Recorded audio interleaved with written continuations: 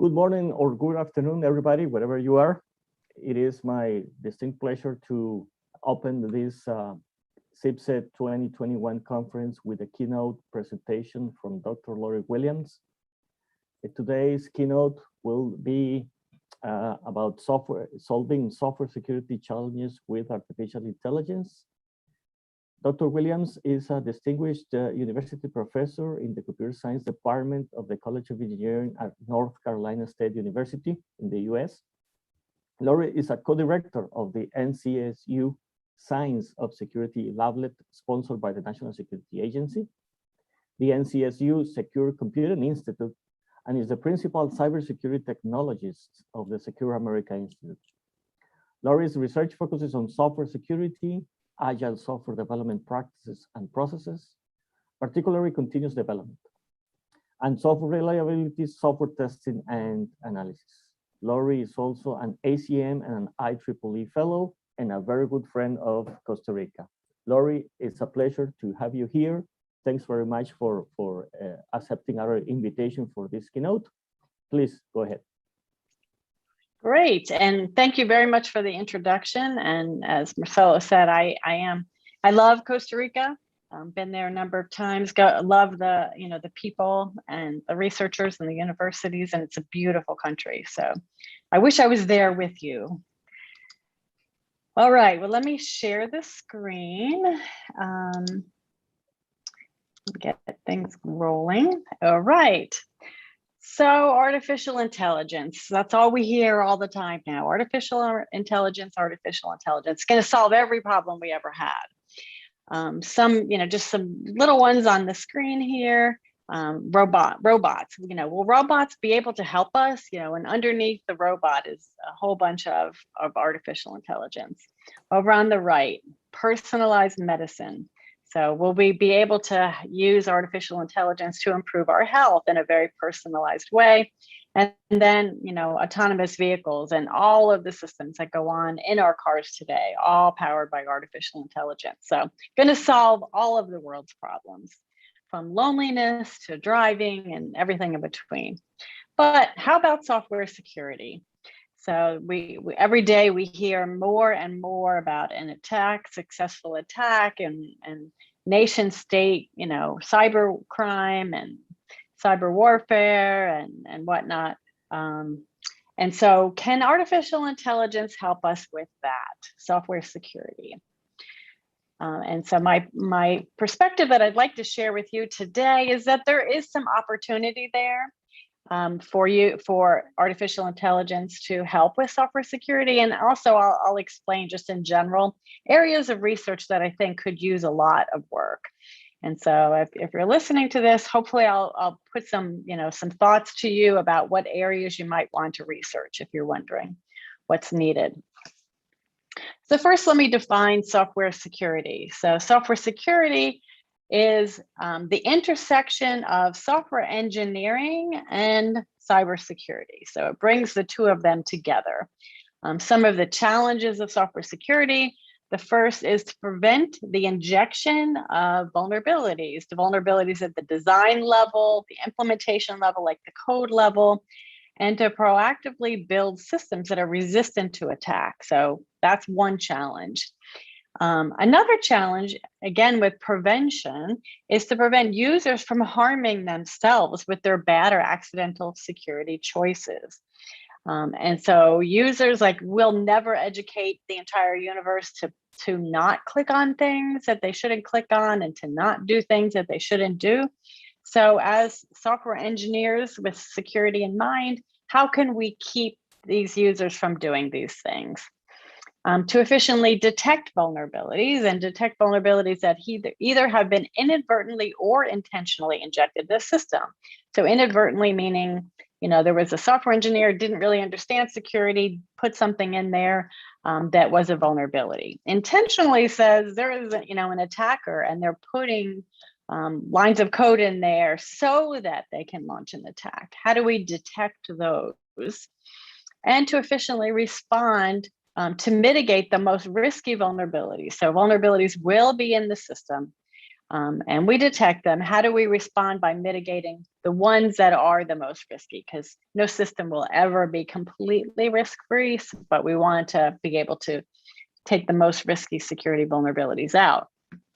So I wanted to get a landscape of like what is going on in the software engineering industry or in software engineering research field related to cybersecurity. And then as you'll see, taking a subset of this to look at what's going on with software security and artificial intelligence.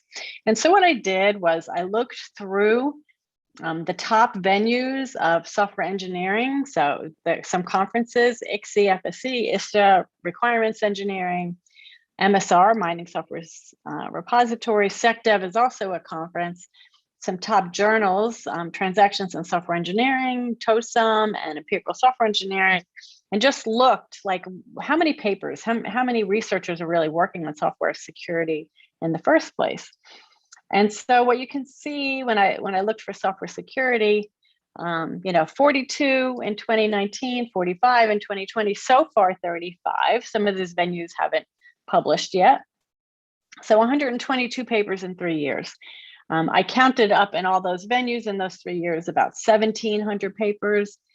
I say that's not a lot. It's like 7% of the papers are dealing with software security.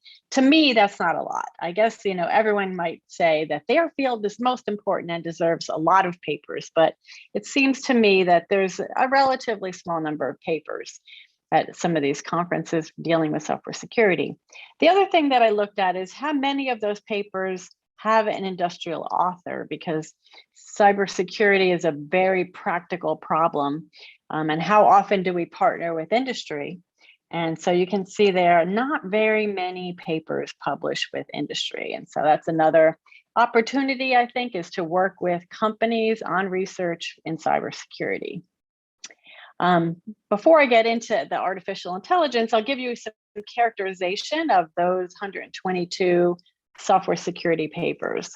And this is in ranked order. Most of the papers are in what I'll call testing or defect discovery and detection, which include static analysis, fuzzing, automated testing. 37 are just empirical classifications, like saying this is what the landscape looks like. 10 in supply chain. Supply chain is getting to be a hotter and hotter problem where many organizations use open source software, and now attackers are putting like Trojans and other attacks into a component, waiting for you to download that component into your project, and then are able to attack you that way. 10 in prioritization, so this is where you're using machine learning or artificial intelligence to tell you where in your project looks like it has the most vulnerabilities. 7 in coding, 6 in architecture, 5 in design, 4 in requirements, 4 in secure development lifecycle, 3 in security risk, 0 in secure build pipeline, 0 in any kind of human studies. So on the right-hand side, I'll say if you like, all of those topics are important. So as you get into the, in 3 years, 0 on secure pipeline, 0 papers on the human aspects of security. These are opportunities like, oh, maybe I should work in that area. The other taxonomy that you'll see me reference quite often is prevent, detect, respond. So preventing vulnerabilities, detecting vulnerabilities, and responding to them once they're found. And so of the papers, 19 were prevention papers, 56 detecting, and 5 responding. And so what do we think we want to do? So respond, like it is found, we have to respond. A company is under attack, we need to respond. There's not a lot of papers in that area, which maybe means in our software engineering research, we don't deal with that. Those might be more of like, an IT type of subject. Detecting is where most of our papers are. What I'd like to see is more emphasis on some of the prevention. So how do we get these vulnerabilities to not even show up in the first place? There was one person from industry that I spoke with at one point, and he said, we can't do hand-to-hand combat with individual vulnerabilities anymore. There's just too many of them. We have to prevent them. And so I think that there's some opportunity for additional prevention research. All right, so now we get into the artificial intelligence. So if we bring in software security, software engineering, and cybersecurity, bring artificial intelligence into it, can that help? And so what I found of the 122 papers, 27 of them involve some form of AI. And so in the pie chart here, you can see, again, most of them in the detecting area, some in response and prevent. So shift left is a term that is often heard in industry related to software security. Shift left means to get the emphasis of security earlier in the software development lifecycle. But I think research can have our own shift left. Let's shift to preventing vulnerabilities in the first place. So you may have heard this song, Girls Just Want to Have Fun. As we try to approach software security, one thing that we just have to deal with is that developers just want to create features. They really don't want to deal with cybersecurity. So in a lot of the things that we do, we have to keep that in mind. That's another reason why it's important. It would be important to have human studies on software developers and how do they deal with security. So with that in mind, what I'm going to do is give you kind of an overview of research that's been done in the taxonomy of prevent, detect, response. I'm going to give you more of an overview of the type of work that my group has done over the years, and then also some of the other topics that were found in that paper analysis that I did. So first is prevention. And so how do we prevent vulnerabilities? This is an attack tree. So if you're thinking about what is an attacker going to do, their goal is up at the top. How are they going to do it? Then you have a defense tree that goes along with this. Then you defend your system against what the attack tree shows. You can also have abuse and misuse cases where, again, you have a use case, like classic UML type use case of what the system is supposed to do. And then you take the perspective of the attacker. What does the attacker want to do? And what's the tie between those two? And build the functionality to prevent the attacker from being able to do what they want to do. This is a threat model where you build a data flow diagram, and then you think about all of the ways that the system is threatened. And then again, fortify your system so that that doesn't happen. Build in prudent security policies into your system. Just have secure coding habits, have good security requirements, do software component analysis, which means you're really examining the components and dependencies that you allow into your system to make sure that they don't have vulnerabilities. Secure by design, so you use secure design techniques. And then also think about, personal data and how do you protect that data. So these are all ways to prevent vulnerabilities in the first place. And what I'll do now is talk to you about some research that we've done. And this one in particular is research that was done. Marcella, if you look at the bottom, the tiny little gray is the reference for the paper, and Marcella is on that. That's the first collaboration that I had with Marcella. And so what we're doing, this again is preventing, and the purpose of this study is to develop security requirements based upon the functional requirements of a system. And so we bring in the functional requirements and outcomes implied security requirements, and I'll explain it more on the next slide. So the idea is we often state our functional requirements for a system. What do we want the functionality to do? But there can be security implications of the functional requirements. For example, the system shall provide a means to edit discharge instructions for a particular patient. So that can be the functional requirement. And what this particular system does is first classifies the sentence. So like it recognizes that we have to be concerned. The security implications of this requirement, first, we need to be concerned about the confidentiality of the patient's discharge instructions. We need to consider the integrity of the data when we're editing, and the accountability, who performed the edit. All of those need to be considered. We have to consider our security goals for the system. So confidentiality, integrity, accountability, these are goals. And so we think about and when I say we think about, this is all being done with a natural language processing type of system. Consider all the different goals of the system related to security. And then we had previously, for the system, developed patterns of what security requirements should look like based upon the NIST 853 pattern, 853 standards. We created a pattern repository from it. And so based upon the words that come out in the parsing of the functional requirement, then we can choose which patterns are relevant. And so like the example is prevent breach of confidentiality of discharge instructions turns into, this is a template, the system shall enforce access privileges that enable or prevent, subject to, what's the action. So that's a template, and the template was chosen based upon the words in the requirement. And then eventually you generate instantiate the template and fill it in. So eventually through this system, you come up with the system shall enforce access privileges that enable authorized users to view discharge instructions. So start with the functional, eventually get a security requirement from it. And this system had quite good performance. And again, that's a study that Marcelo worked on as well.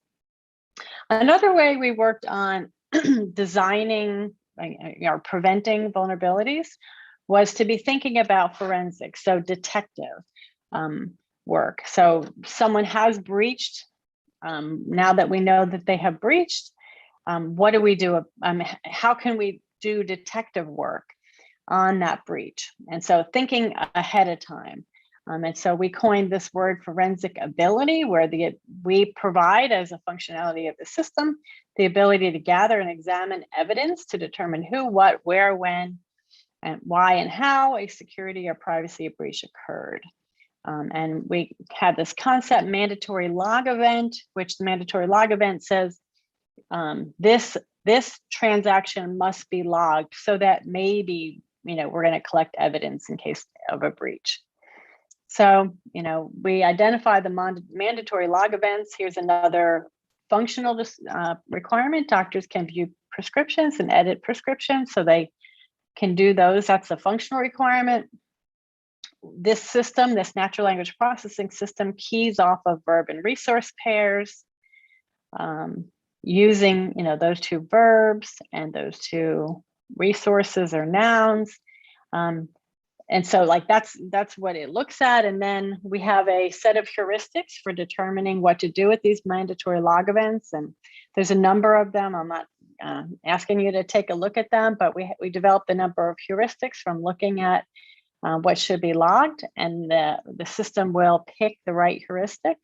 So for example, one of the heuristics is if the verb implies the system displaying or printing the resource data that is capable of being viewed in the user interface or on paper, then the event must be logged. So it gives you a guideline of what should be logged. So the example is patients can see upcoming appointments. The verb resource pair is see, and then what can they see? Upcoming appointments. And we say, yes, that should be logged. If a patient does see that, that event should be logged. Another heuristic, if the verb expresses the intent to perform an action, such as choose to, select to, plan to, or wish to, then the event is not a mandatory log event. It doesn't need to be logged. So it's just saying choose, like the doctor choose to create a new medication.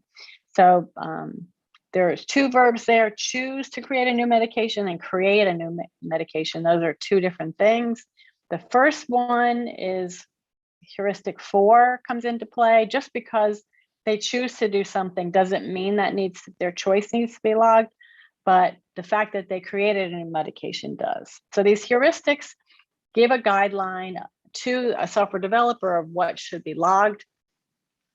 we created a measure, forensic ability, which is the total number of mandatory log events that happened in the system divided by those that should. And so what we found, we ran this, ran a number of transactions on 3 actual health record systems, and then saw whether those mandatory log events were actually logged in the log files.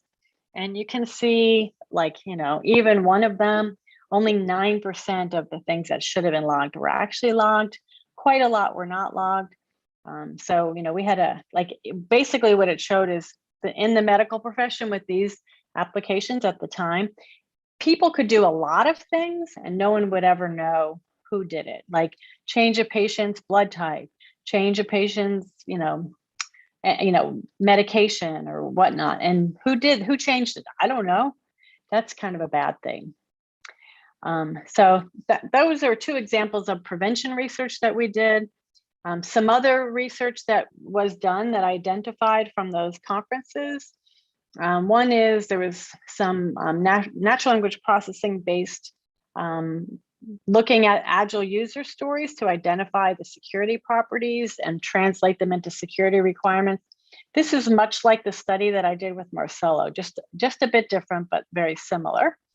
Machine learning based recommendation system for security control. So looking at, we used 853, the study used ISO 27001, but using machine learning to recommend which controls actually apply to your system. And then identify the libraries related to each vulnerability in the National Vulnerability Database. This is used under software component analysis that would help to identify whether you were having components or libraries in your project that actually had a vulnerability. And so those are three examples. All right, so the next area, so prevent, detect. Detect is there's vulnerabilities in there. How do we detect them? And so there's a lot of automated tools. SAST is static analysis, security testing, static application security testing. DAST is dynamic application security testing. IAST is interactive application security testing. These are all different types of tools you can run on your project in order to detect there is a vulnerability there. Penetration testing, so that's when you act like you're an attacker, and that's a way to detect. And so, on the right, like if a person's going crazy, because all of these tools give all these signals and you don't know what to do with them. And so that's where prioritization comes into play. So with all of the different signals of all of these things that could be vulnerabilities, but they might be false positives, what do you do? There's some prioritization techniques. So the key is, where should I look for vulnerabilities and how should I look? What's the tool that I should choose? One thing that really impacts this type of research is that this is a needle in the haystack. So, which is an expression used to say it's very hard to find it. And so here's an example or some statistics on how rare vulnerabilities are. This was on Firefox, something that my student did. And what it said was neutral says we haven't found anything yet. That's the biggest area. There is faulty but not vulnerable. That means there have been defects found in that software, but no vulnerabilities. The next one over is faulty and vulnerable. So there have been regular defects and vulnerabilities found in that area. And then the last one is vulnerable but not faulty. But when you really look in this Firefox, if you're trying to find the vulnerabilities, they're only in 3% of the files. So it's very hard to have a machine learning or AI prediction model find those 3%. So it stresses the system. So I'll go through, I've had a number of students try to work with the models to identify, give guidance on where to look. And I'll quickly go through some of those and tell you about some of the more recent work. So one is one area or one feature that was used was unfiltered static analysis alerts. The idea here, so static analysis tells you where to look for vulnerabilities? Yes, but we had a hypothesis that if a area of the code had a lot of static analysis alerts, it probably had a lot of other vulnerabilities there too, even those not detected by the static analysis. So that was our hypothesis. So you would want to look in that place for all kinds of implementation bugs and other design flaws. And pretty much what we found is there was a correlation between the static analysis alerts and the vulnerabilities. And this was like unfiltered, meaning we didn't go through and find true positive and false positive. So even if there were false positive alerts, it still was a correlation. Now the correlation is quite low, 0.2. That's not a high correlation, but they were statistically significant. And so we were working with a statistician at the time, and you know, he said when you have a statistically significant correlation that is low, that says there is a relationship. It's just that there are other factors as well. So you know, in general, we'd say that hypothesis that where there are some vulnerabilities, there's probably other vulnerabilities. Like the developer who put those problems in probably put other problems in as well. Another thing that we looked at was using developer metrics as predictor. So there is a thing called Linuss's Law, and it's often used, Linuss's Law, for open source security. So open source software, and people believing that open source software should be higher quality. And so the Linuss's Law, an abbreviated version, says given a large enough beta tester and co-developer base, almost every problem will be characterized quickly and the fix obvious to someone. Many eyes make all bugs shallow. Especially you hear that last part. Many eyes make all bugs shallow. And so the belief has really been that because so many people look at open source software, it must be easy to spot the bugs and or vulnerabilities. We wanted to see if it was true with security. One of the things we looked at is the number of developers.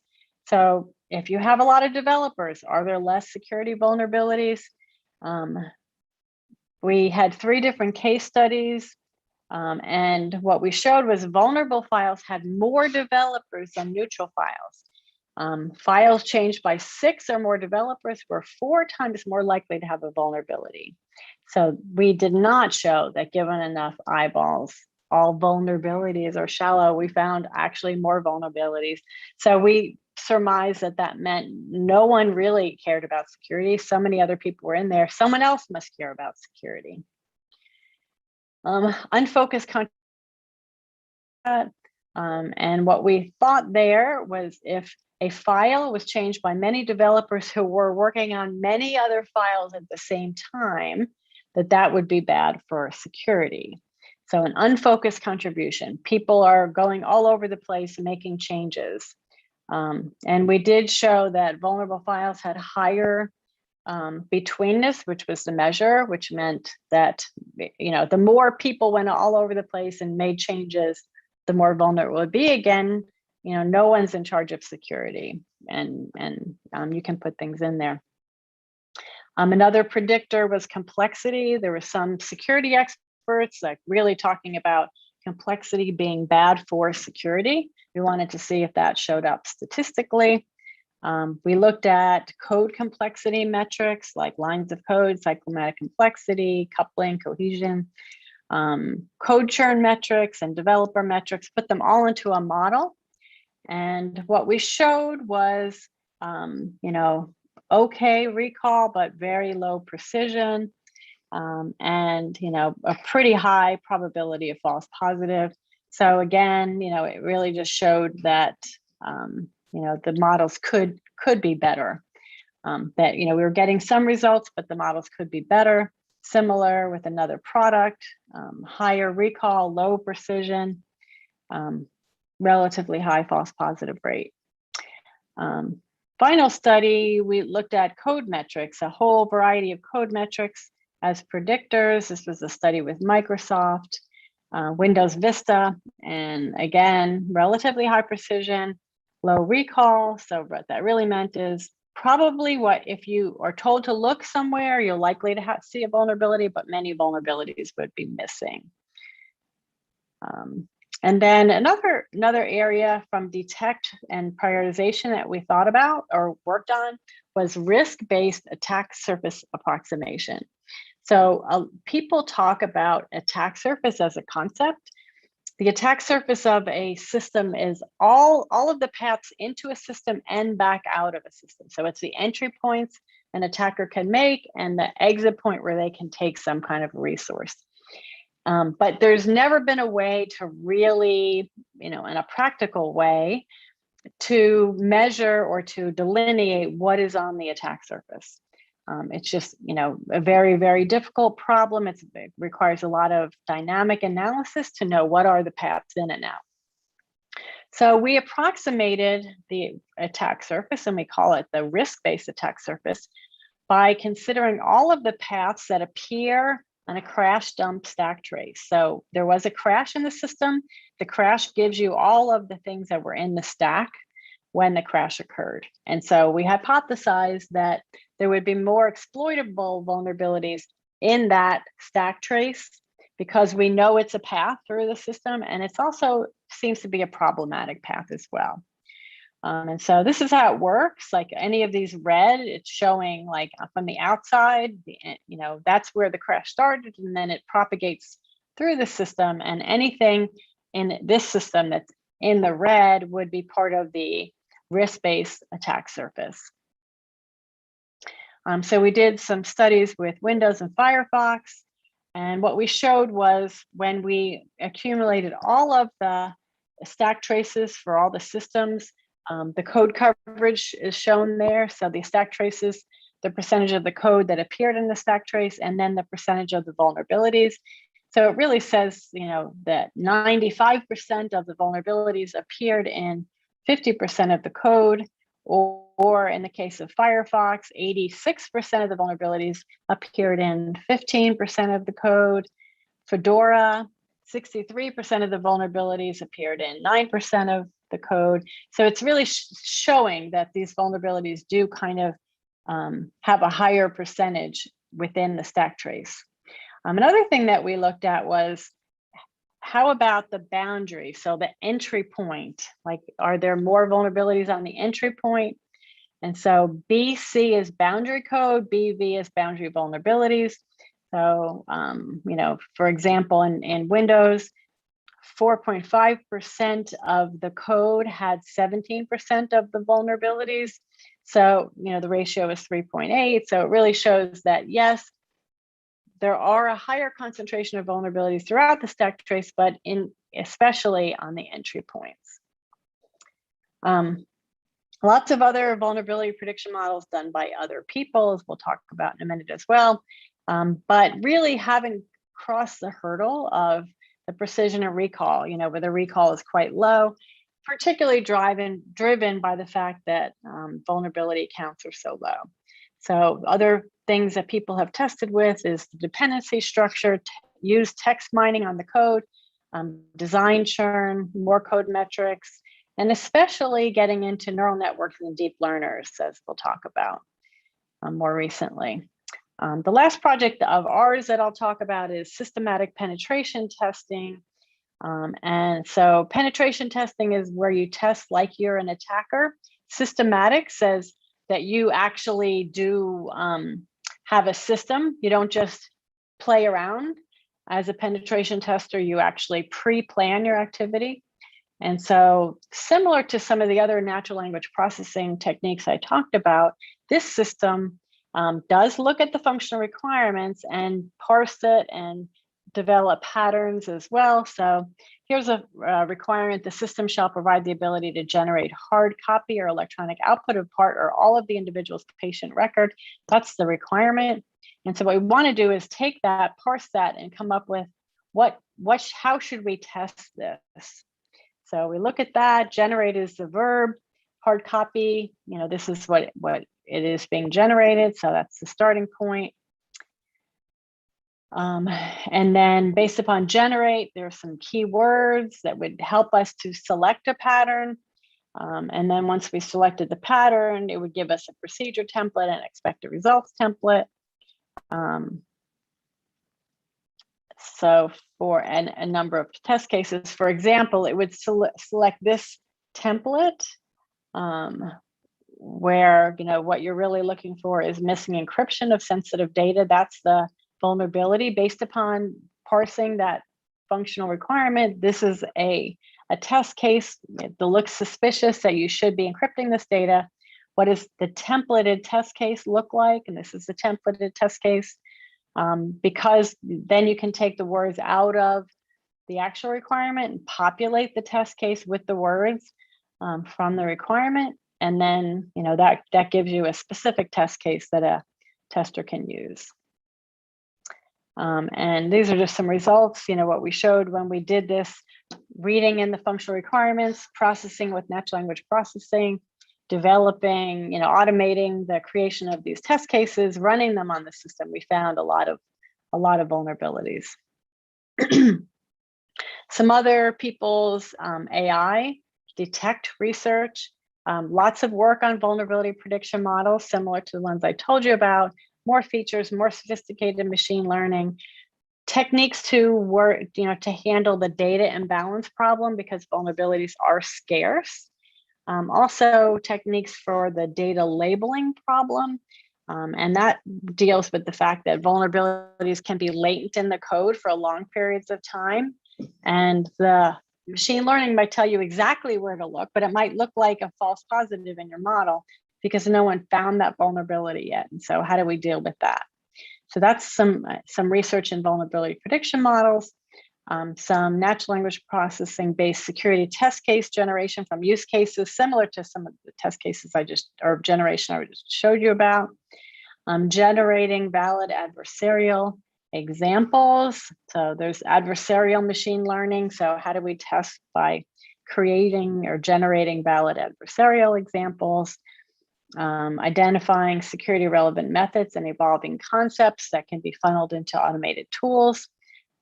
Techniques for separating security bugs from regular bugs. A lot of times companies just put all their bugs into one bug database. And we use these types of algorithms so that you can identify what are security bugs so you can place higher priority on fixing those.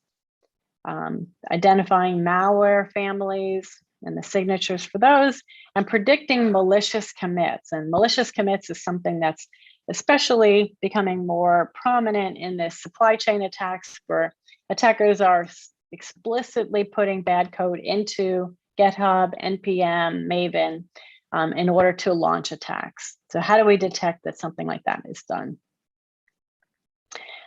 So we had prevention, we had detection, response. How do we respond? We debug on the left, try to identify where is the vulnerability and remove it. We respond by looking, through our version control system, picking up which bugs that we should take a look at. In general, we want to respond by reducing the security risk. So some other AI machine learning research that my group is doing now, we are extracting security requirements from cyber threat intelligence, like press releases, like Twitter, places where people are reporting that a cyber attack has happened. How do we extract information from that in order to generate security requirements? So we would like our security requirements to be reflective of what attackers are doing now. And cyber threat intelligence would be always on top of, what did they do today? What did they do last week? And then we want to be able to process that and create security requirements from that. We are continuing to work on vulnerability prediction, try to get the performance better. Reducing the security risk of the onslaught of vulnerable components. So this is supply chain. So we're working in, identifying the vulnerable components that are being used by a product. And there's an executive order. There's just a lot going on with supply chain in the United States and probably the whole world. But since there's an executive order, I'm particularly cognizant of what's going on in the US. For detect and mitigate, reducing the security risk of checked-in secrets and credentials. That's a big problem now, where people put passwords and API keys and whatnot right in their code, and we would like to detect that, get it out, do some risk analysis around that, and then reducing the security risk of vulnerabilities in general, which involves detecting, exploiting, and mitigation. So, when these tools, these static analysis, dynamic analysis, whatnot tools find the vulnerabilities, how can we identify the ones that actually should be fixed? Because developers just won't fix them all. They don't have time. I would like to thank all of my collaborators whose pictures are on here that worked on all of that research I shared. And again, just kind of summarize by, with all of that, for you to be thinking about how could you play, the attackers are really, winning at this point, and we want to develop a science so that we can get ahead of the attackers. So think about the things that are at the bottom of this list here. Might you be able to work on those? Might you be able to help us move from detecting to preventing vulnerabilities? There's lots of things that you can mine. And so, in doing this machine learning, natural language processing, AI, it's a lot of things that you can mine in order to do it. And then just remembering, maybe AI can help us in this, prevent, detect, response. And there's a lot of opportunity there. And I hope that you can join us in the quest against the attackers.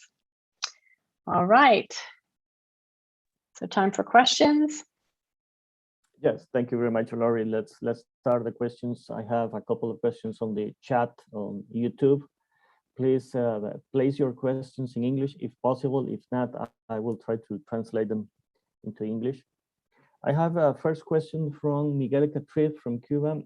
Can you recommend of any experience of applying blockchain to increase security in the development of software engineering projects? For example, using smart contracts to detect unauthorized modifications to a project's code, or detect what the code does not, that the code does not comply with certain rules. Yeah, so one way that I've heard that blockchain, could be used, and this is under consideration now. So in the supply chain security, like I've talked about some, now we have all of these components that are in GitHub, NPM, Maven, everywhere. And companies want to have control over, and actually, as a little bit of background, in the US now, the government, if you're going to sell for the government, you have to have a software bill of materials, which then the software bill of materials would say, when I build this, these are all of the components I take, and these are the versions that I take. And so, and then you have to deliver this software bill of materials. So there's some talk in having that software bill of materials be in a blockchain. And then to go even beyond that, can you record like the provenance, who touched what, when? Is it possible that you could say, and we ran static analysis on it, and we ran dynamic analysis on it, and here's our results. And so kind of like a signing could be done in the blockchain. So, you could gather a lot of information about that component and put that into a blockchain. So that is something that I've heard of. All right. Yeah. A question from Adolfo Neto. Do you think that software developers be required some kind of certification in order to be able to develop certain kinds of software where there is a lot of at stake? Should they? Yes, they should. If we were like all of the other types of engineers, yes. I don't see that happening anytime soon, though, unfortunately. But yes, I've heard it spoken of for a very long time, but I haven't seen anything actually happen. Yeah, there are like. Go ahead, please. I was going to say there are certified different security positions. So you may get certified in security, but generally it's not software developer, it's other aspects of security. Okay. As a follow-up, what were you going to say, Marcel? The question would be who grants those certifications? I don't know, professional organizations like the IEEE, for example, things like that. Who would grant those certifications and to whom? Yeah, tough problem. I have a question about, you mentioned the shift left movement or idea, and move left to the prevention side of it. Does that mean basically going all the way back to the requirements? And how do you do that in agile development, in which you deal with requirements all the time at every single cycle, whether you use Scrum with sprints or things like that? Right. Yeah. So shift left so especially came out of the agile DevOps type of environment. And so it is like very much in line with it, and it's moving. So you're doing things iteratively, but what you want to be doing is identifying security problems as soon as possible, whether it be requirements, whether it be running static analysis every day, all the time, so pushing it back so that you're not like waiting until you're done with a feature and then running the security checks on it. So shift left is actually something that came out of developers and DevOps and DevSecOps, that phrase. But I'm kind of borrowing that phrase for the prevent, detect, response as well, saying we need to shift left and focus our research and advancement on preventing vulnerabilities in the first place. Thinking again of the developer who said, we can't do hand-to-hand combat with individual vulnerabilities anymore. We need to figure out how to not let them be put in the first place. Like using safe languages, using safe libraries, preventing products from compiling if they have insecure aspects to them, that type of a thing.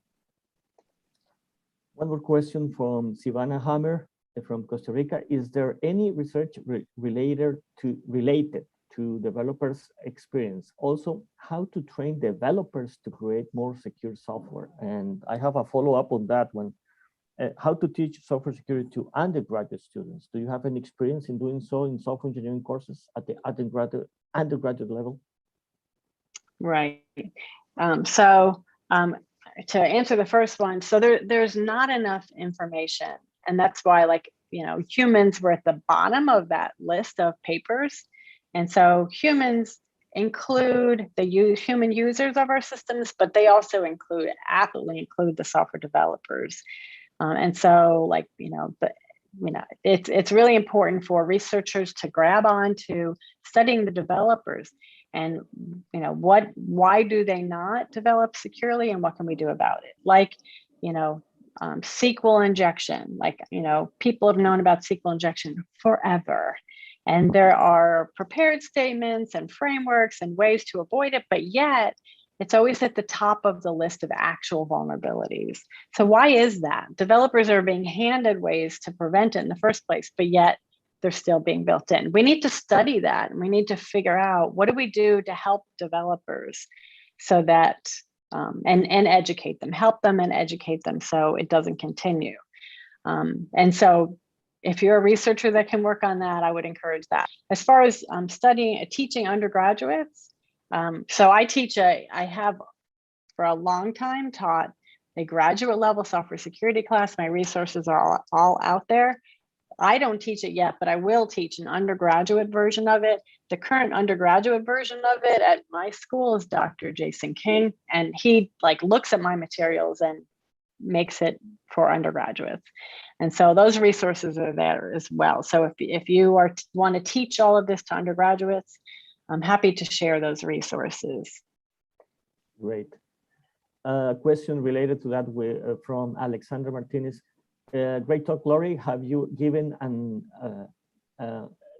us a perspective on security from the academia, but how much is the industry contributing with security solutions? Security solutions. So it's a good question, and I will say that I try my best to interact with industry as much as possible. So my research group I call Search, not Research Group, with the tagline, real engineers, real projects, real impact. So I believe in different research topics, different priorities, but my priority is always to be interfacing with real developers as much as possible. So I would say that industry and the solutions in industry are very much like, so of our research, like it was heavily loaded in detect, some in prevention, and not as much in response, but that's only because I don't think it's necessarily a software engineering risk topic. But I would say our industry is especially focused on detect. They're very focused on detect and not as much on prevention. Let me have a follow-up question. How receptive have you found industry on adopting academia research on software security, and especially on preventing software vulnerabilities? Right. So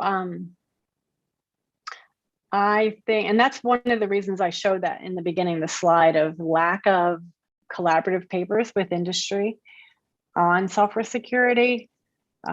I think in general, they're so busy trying to survive that they don't as much collaborate on research, as well as research is a very private field. Like I used to work in general defects and I would have a much easier time collaborating than I do now because they can't share their vulnerabilities. However, I did, so right now my focus area is on, I'm working on a very large proposal on supply chain security.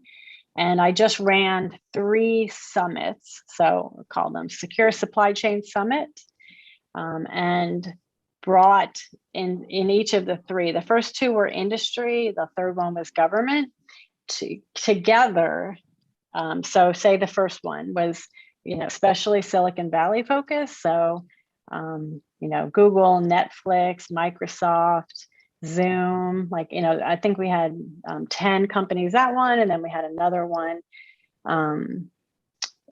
that was more East Coast based, and then we had government organizations like Department, DHS and NSA. And I don't know, those letters might not mean as much to you if you're not in the U.S. But anyway, people are very willing to share their challenges because the whole industry is having the same challenges. And so it's very enlightening to hear the challenges, and absolutely industry is trying to solve their problems. And so there's engineering approach, make this tool, it's just a tool. And then there's the science. And so they're not really into the science, they're into fixing the problem and creating a tool to stop this. And so where we can work, and as we do our proposal on supply chain security, is taking these real problems that industry has and turning them into a scientific study. And industry doesn't do that. They're not as interested. Now there are some research organizations within, say, Microsoft Research, or some that they are more concerned about research, but in general, they're just trying to survive. And finally, one more question.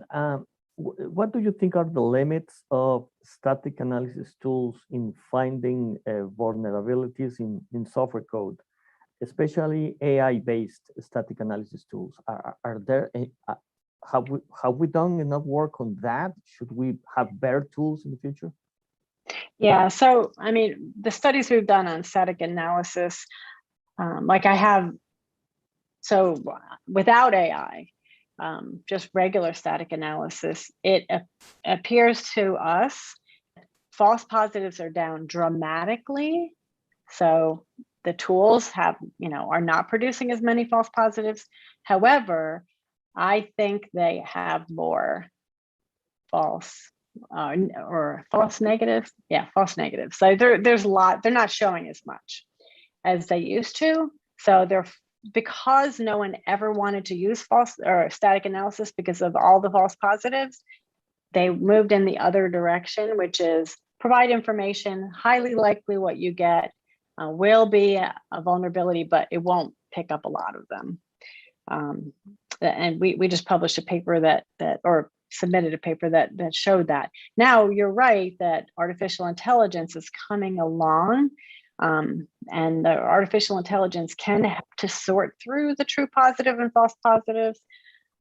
I think that really what needs to happen, which I don't think is happening yet, is really that the static analysis vendors or developers would allow more of the false positives to come through and AI to sort through them. Now I think they're kind of being suppressed, that, you know, without looking under the covers.